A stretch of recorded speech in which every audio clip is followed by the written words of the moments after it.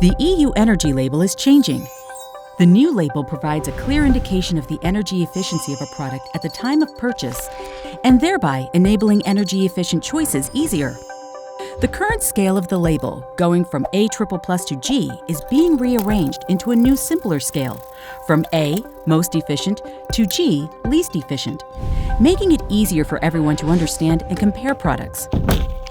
During 2021, 5 product groups of appliances will be relabeled: refrigerators, dishwashers, washing machines and washer-dryers, electronic displays, and lamps. The new label, depending on the product, will display electric consumption, and unlike the old one, also other useful energy and non-energy information through intuitive pictograms, and a new, innovative element, a QR code.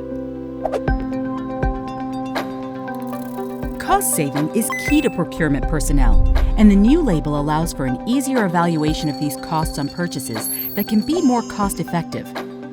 A company must understand the world's new trends, and the new energy label will help identify them immediately. For your company, it will be easier to reach the environmental goals with a more efficient label to identify the best and most efficient products. We strongly recommend purchasing only products with the highest energy efficiency, as this can be rewarding in public procurement processes.